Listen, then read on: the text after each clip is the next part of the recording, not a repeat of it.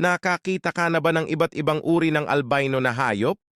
Well, kung hindi pa tara't tuklasin natin ang 5 sa mga pinakakamangha-manghang albino animals sa buong mundo. Una sa ating listahan, naririto si Snowflake, ang albino na gorilla. Ginugol niya ang karamihan ng kanyang buhay sa isang zoo sa Spain matapos matagpuan sa isang gubat ng Equatorial Guinea kasama ang kanyang normal na kulay na pamilya na malupit na pinatay noong 1960s. Sa kabila ng malungkot niyang kwento, nabuhay si Snowflake ng 39 years at nagkaroon ng 11 na anak. Ngunit pumanaw siya noong 2004. Sa ika-4 na pwesto ay si Alba, ang albino na orangutan.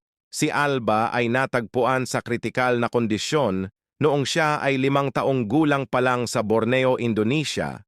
Siya ay inalagaan ng 2 taon at pinakawalan muli sa kagubatan ng Borneo, Indonesia, kung saan ngayon ay malaya ng namumuhayan sa kagubatan. Sumunod, sa ika-3 pwesto ay si Pinky, isang albino bottlenose dolphin na unang nakita sa Lake Calcasieu sa Louisiana, USA noong 2007. Si Pinky ay kilalang-kilala dahil sa kanyang kulay pink na balat na bunga ng kanyang albinism. Sa ngayon ay patuloy na nakikita si Pinky sa Lake Calcasieu sa Louisiana, USA.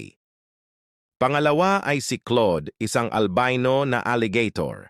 Si Claude ay nakatira sa California Academy of Sciences sa San Francisco. Ipinanganak noong 1995, siya ay may puting balat at pulang mata dahil sa albinism na nagiging sanhi ng kanyang pagiging sensitibo sa liwanag. Dahil dito, si Claude ay inaalagaan sa isang espesyal na lugar. Sa ngayon ay makikita pa din siya sa California Academy of Sciences sa San Francisco. Ang nanguna sa ating listahan ay si Migaloo, ang albino na humpback whale.